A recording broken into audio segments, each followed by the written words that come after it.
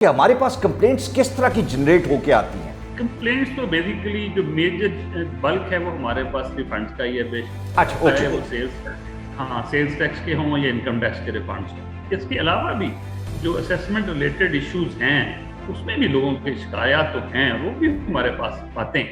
Faisalabad reason में हमारी outreach के इनिशिएटिव जो हैं, थोड़ा सा उसके बारे में बताएं। तो अच्छा रिस्पॉन्स है, कोई ऐसी बात नहीं है।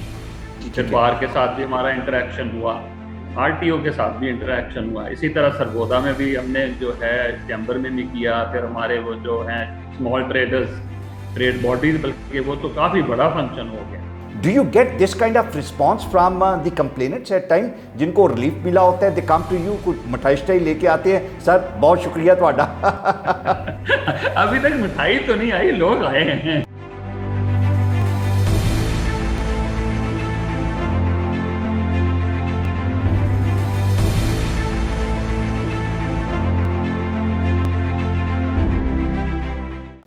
बिस्मिल्लाहिर्रहमानिर्रहीम। Welcome to FTO TV।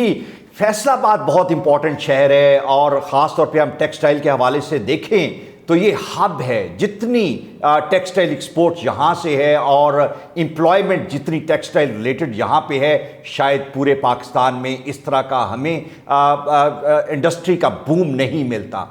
जहाँ पे बिजनेसमैन ज़्यादा होंगे, इंडस्ट्री ज़्यादा होगी, उससे रिलेटेड प्रॉब्लम्स भी उसी तरह के ही होंगे और FTO का रोल फैसलाबाद के अंदर और इम्पॉर्टेंट हो जाता है कि हम जो हमारा टैक्स पेयर है, हमारा एक्सपोर्टर है, या फॉर दैट मैटर जितने लोग इंडस्ट्री से रिलेटेड हैं, उनको हम ईज टू डू बिजनेस की एक जो नोशन है पूरे पाकिस्तान में, उसके मुताबिक हम FTO के प्लेटफॉर्म से रिलीफ दे सकें और जो मेल एडमिनिस्ट्रेशन हिकअप्स, जो FBR के छोटे मोटे प्रॉब्लम्स हैं, वहाँ पे जो लोगों को मसाइल हैं वो फेडरल टैक्स एम्बर्समैन उनको हल कर सके। मेरी खुशकिस्मती है कि मेरे साथ हमारे regional adviser doctor Mohammad Akram Khan साहब आज मौजूद हैं। वेरी एक्टिव, वेरी वाइब्रेंट और बड़ा ज़बरदस्त काम कर रहे हैं। डॉक्टर साहब, thank you very much for your time. Thank you. अच्छा डॉक्टर साहब, मुझे ये बताएं, जिस तरह मैंने बताया कि फैसलाबाद की एक अपनी अहमियत है और आप फैसलाबाद नहीं बल्कि सरगोदा को भी लुक आफ्टर करते हैं। इंडस्ट्री बहुत ज़्यादा है और मैं ये अज्यूम करता हूँ कि चूँकि इंडस्ट्री है और जो कंप्लेंट्स हैं वो ज़्यादातर हमें इंडस्ट्री से ही जनरेट होंगी। किस तरह की कंप्लेंट्स यूजुअली मैं पूछता हूँ आम रूटीन में, लेकिन चूँकि यहाँ पे इंडस्ट्री का वॉल्यूम बहुत बड़ा है, मसाइल या रिफ़ंड के मामलात हैं तो वो बड़े रिफ़ंड होंगे, तो मैं ये जानना चाह रहा हूँ कि हमारे पास कंप्लेंट्स किस तरह की जनरेट होके आती हैं? कंप्लेंट्स तो बेसिकली जो मेजर बल्क है वो हमारे पास रिफंड्स का ही है बेशक, अच्छा, चाहे ओके। वो सेल्स टैक्स के हों या इनकम टैक्स के रिफंड्स हों। तो उसमें basically generally delay in issuance of refunds है, या इस तरह भी हो रहा है जैसे कि वो आप इधर ऑर्डर तो पास हो गया लेकिन बोर्ड की चूंकि उधर से सेंट्रलाइज सिस्टम है तो उधर से लोगों के अकाउंट में ट्रांसफर नहीं होता, या उसमें एक इनऑर्डिनेट डिले आती है। वो मेरे पास 3-4 केस इस वक्त है, मैंने देखा कि वो किसी को साल हो गया है, किसी को 6 महीने हो गए हैं। तो ये एट टाइम्स वन सस्पेक्ट कि ये कुछ सिस्टम में खराबी है या सिस्टम के चलाने वालों में कुछ खराबी है। तो ये आई वांट टू हाईलाइट कि इसमें इसका कुछ ना कुछ बोर्ड लेवल पे होना चाहिए। मैंने लिखा भी है वैसे। मतलब हमने ये भी डायग्नोज करना है कि ये मेल एडमिनिस्ट्रेशन FBR की है कि मेल एडमिनिस्ट्रेशन सिस्टम की है।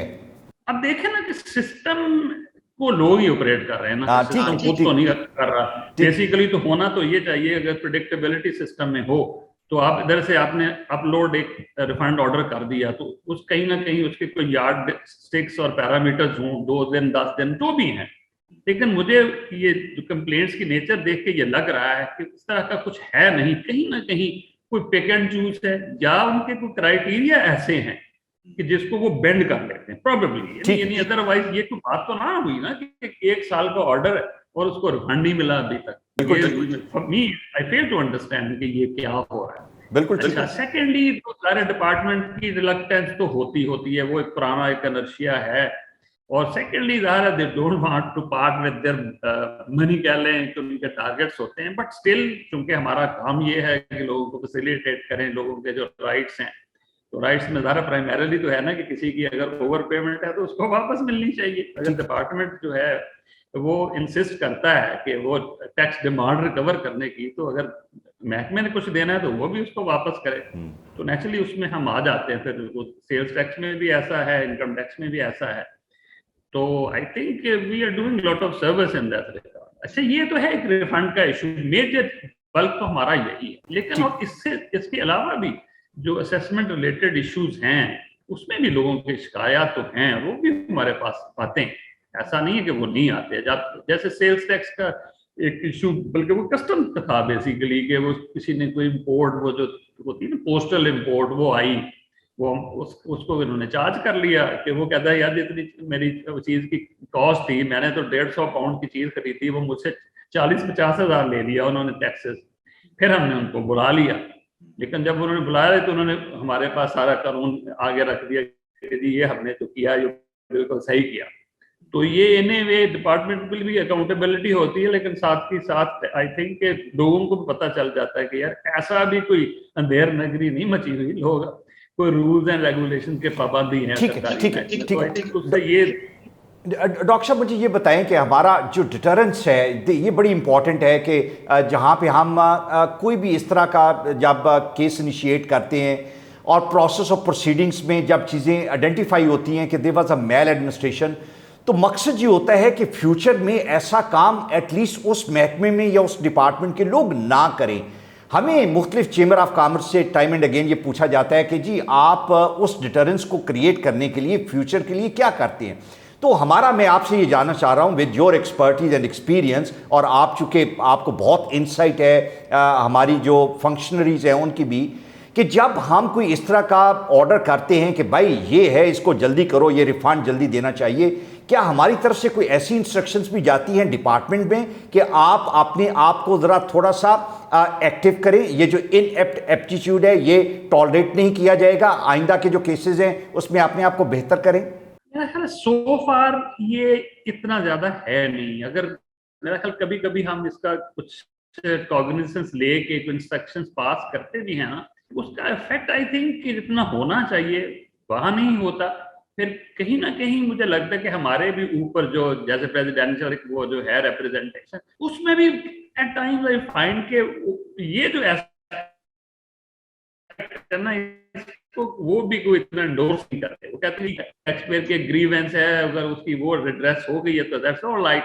ये मैंने ना आज ही कुछ फैसले पढ़े, उसमें मुझे ये जो मैंने स्निफ किया है ना, तो ये मुझे उससे थोड़ा सा आई सॉर्ट ऑफ एक्सपेक्ट, मैंने आज इंप्रेशन ये मैंने ये किया कि वो जो है ना डिसिप्लिनरी एक्शन या थोड़ा सा प्यूनिटिव एक्शन, वो जो डॉक्टर साहब हमने आइडेंटिफाई करके रेक्टिफिकेशन का जो प्रोसेस है, मैं ये जानना चाह रहा हूं कि रेक्टिफिकेशन के लिए फिर हमें we need to act something, either we need to write और सजेस्ट और समथिंग लाइक दैट। तो मैं ये जानना चाह रहा हूं कि उस साइड पे डू यू थिंक कि कुछ हमें एक्टिवली काम करने की जरूरत है? यकीनन मेरा ख्याल है बहुत बड़ा प्रोजेक्ट है और इसमें ये होना चाहिए, क्योंकि आई थिंक शायद प्राइमरीली हमारा काम भी वही है कि हम जो सिस्टेमिक इश्यूज है ना, कि जो एक हम देख रहे हैं कि तकरीबन पूरे डिपार्टमेंट में है, पूरे आरटीओ में है, पूरे रीजन में है, तो वो तो ये जनरलाइज मेलेज या इंडिफरेंस है, ये इनर्शिया है, या एक सॉर्ट ऑफ जो है ना behaviour towards tax payer in certain regards, वो मेरा ख्याल में हमें उसको एड्रेस करना पड़ेगा। उसमें हम थिंक जिसको हम रिसर्च का कोई प्रोजेक्ट जो हमारे ज़ाहिर डोमेन में है कि हम उस पे कुछ ना कुछ काम करें और फिर हम अपनी जो है ना रिकमेंडेशन दें। जी डॉक्टर साहब मुझे ये बताएं, सरगोदा भी आपकी रीजन में है और अभी रिसेंटली हमने एक रीजनल ऑफिस सरगोदा जो है उसको स्टार्ट किया, तो सरगोदा भी आप विजिट करते हैं, वहाँ पे आपका शेड्यूल क्या होता है और वहाँ पे किस तरह का हमें रिस्पॉन्स मिल रहा है? सरगोदा में एक तो ज़ाहिर है जो है काम के वॉल्यूम के हिसाब से ही हम, या केस फिक्सेशन के हिसाब से, वैसे तो उसको हमने रखा हुआ है शेड्यूल। तो वैसे आई ट्राई टू कि मैं वहाँ 2 दिन जाऊँ, ठीक है, तो लेकिन आमतौर पे 2 दिन का काम नहीं होता, 1 दिन में भी हम उसको कर लेते हैं। लेकिन आई डू ट्राई कि मैं 1 दिन जाऊँ, रात रहूँ, अगले दिन वापस आ जाऊँ। तो वो मेरा ख्याल है काम तो उधर काफी अच्छा चल रहा है, लेकिन कंप्लेंट्स अभी उतनी नहीं है, क्योंकि वो है भी छोटी जगह ना, वो कोई अगर आरटीओ को आप कंपेयर करें तो इवन वो सियालकोट से भी छोटा है, इवन बहावलपुर से भी छोटा। और इंडस्ट्रियल कोई वो है भी नहीं, अभी थोड़ी छोटी इंडस्ट्री लगी हुई है, लेकिन हम क्योंकि जानते हैं सरगोधे को पुराना, वहाँ कोई industry is not known for industry, वो छोटी छोटी इंडस्ट्री है। एग्रीकल्चर रिलेटेड और ग्रोअर जो खास तौर पे। अच्छा डॉक्टर साहब मुझे ये बताएं, ट्रेड है। ठीक है, मुझे आउटरीच के बारे में बताएं कि हमारा बड़ा एक एम्फेसिस ये भी है, और जब भी हम कोई सेमिनार करते हो, ख़ास तौर पे अभी जब हमने प्रेसिडेंसी में सेमिनार किया या प्रेसिडेंट साहब गवर्नर हाउस लाहौर में जिसमें आप भी मौजूद थे, तो उनका भी एम्फेसिस था कि हम लोगों तक पहुँचें, अपना पैगाम पहुँचाएँ, अपनी सर्विसेज लोगों तक पहुँचाएँ। फैसलाबाद रीजन में हमारी आउटरीच के इनिशिएटिव जो हैं, थोड़ा सा उसके बारे में बताएं कि किस तरह हम चेंबर ऑफ कॉमर्स और बाकी जो एंटिटीज़ हैं उन तक पहुंच रहे हैं और बता रहे हैं कि एफटीओ का काम क्या है। चैम्बर में तो आप देखिए ना कि जैसे ही हमारे एफटीओ साहब आए हैं, I think he visited Faisalabad chambers in November probably या दिसंबर। जी actually that was I think a big seminar उन्होंने वहाँ किया, और उसमें पार्ट ऑफ द जो है प्रोजेक्ट यही था कि उनसे मिलना, लेकिन ज़्यादा प्राइमरीली तो आउटरीच ही थी कि भाई वी आर हियर। वहाँ फिर उन्होंने डेस्क का सैंक्शन किया, हमने वहाँ डेस्क बना दिया, डेस्क फंक्शनिंग देयर। तो फिर मैंने भी फिर उसको विजिट किया, लेकिन मैंने तो जनवरी में विजिट किया। तो अगेन वो पूरे का पूरा जो था आउटरीच वो हमने उसको बताया भी, समझाया भी। फिर जो आपने एक वो बनाया हुआ है छोटी सी प्रेजेंटेशन कह लें या वीडियो कह लें, वो भी हमने उनको दिखाई कि भाई we are here to serve you, और कहाँ कहाँ हम आपको हेल्प कर सकते हैं। तो अच्छा रिस्पॉन्स है, वो ऐसी बात नहीं है।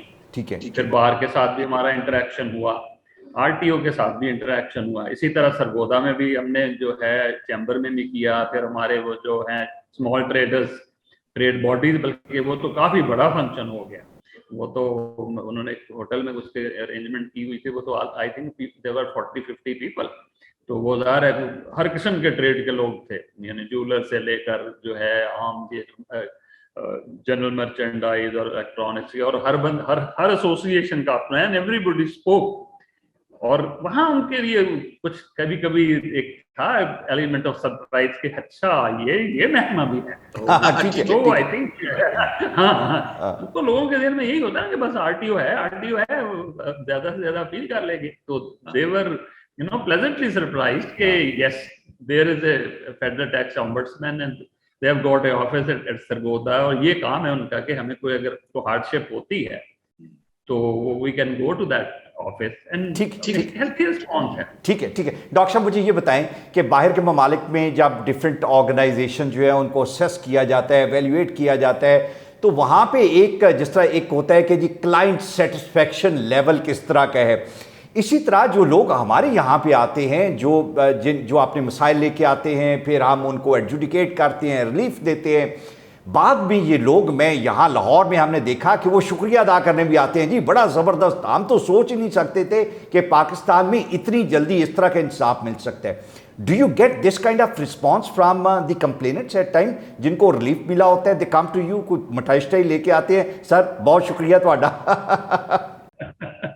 अभी तक मिठाई तो नहीं आई, लोग आए हैं। अच्छा लोग आए, ठीक है लोग आए, पीपल आर हैप्पी, ऐसी कोई बात नहीं है। जाहिर है, और एक क्विक रिड्रेसल है हमारे इसमें कोई टाइम लैग इतना नहीं है, 2-3 हफ्ते का ही ना ज्यादा से ज्यादा, और वो भी जहाँ सेल्स टैक्स या कस्टम के इशू है तो इससे भी ज्यादा हम एक्सपीडिशियसली कर लेते हैं। चले इनकम टैक्स में मे भी 2-3 हफ्ते लग जाते होंगे। उसमें भी कभी कभी ऐसा होता है कि the moment we receive a complaint sort of we can easily call somebody कि यार ये देख लो, ये तो छोटा सा इशू है, इसमें तो मसला नहीं। तो एट टाइम पे ऐसा भी होता है कि जैसे ही हम उसके पैरावाइज कमेंट्स मांगते हैं तो वो काम उसका हो चुका होता है। ठीक है। अच्छा डॉक्टर साहब आपसे एक मुझे पर्सनली ये पूछना है, यू बीइंग एन एडवाइज़र, आपका लंबा एक अपना करियर रहा है माजी में, आपको कितना अच्छा फील होता है to provide relief to the people in this short period of time के जहाँ पे it is cost free, it is prompt, it is very fairly adjudicated kind of relief which is given to the people. I mean एक अपनी personal satisfaction होती है कि this organization has provided a platform जहाँ पे at least I am able to deliver, और ये बड़ा ज़बरदस्त काम है जो कि पाकिस्तान में शायद बाकी जगहों पर नहीं हो रहा। I think it's quite satisfying. Okay. इसमें तो कोई शक नहीं है, तो कोई शक नहीं है। Rather इससे भी आगे I think it gives you a lot of pleasure कि you are serving somebody, you are facilitating people and sort of removing their hardship. Yes, it's a matter of great satisfaction. बिल्कुल ठीक है doctor साहब, बहुत शुक्रिया for your time. और ये ज़बरदस्त इनिशिएटिव हैं एफटीओ के, और ख़ास तौर पे हमारे, जिस तरह मैं पहले भी कहता हूँ कि जब हमारे डेडिकेटेड एडवाइज़र्स इतने पैशन के साथ काम कर रहे हों और इतना ज़बरदस्त तरलीफ लोगों को मिल रहा हो, तो ये बड़ा बड़ा इम्पॉर्टेंट है कि हम आप तक ये पहुँचाएँ। और एफटीओ टीवी की ये इनिशिएटिव इसीलिए है। और बड़ी खुशी होती है कि जब हमारे रीजनल ऑफिस में लोगों को रिलीफ मिल रहा है, लोगों को एक ऐसा ज़बरदस्त इंसाफ का सिस्टम अवेलेबल है जिससे वो अपने मामलात जो टैक्स पे करने के हैं वो ऐसे तरीके से अदा कर सकते हैं, और उनका स्टेट पे ट्रस्ट बिल्ड होता है by the end of the day जब उनको रिलीफ मिलता है। हम कोशिश करेंगे कि आने वाले दिनों में भी फैसलाबाद और उससे रिलेटेड और बाकी रीजनल ऑफिस की एक्टिविटीज़ भी आप तक पहुँचाते रहें। आपका बहुत शुक्रिया।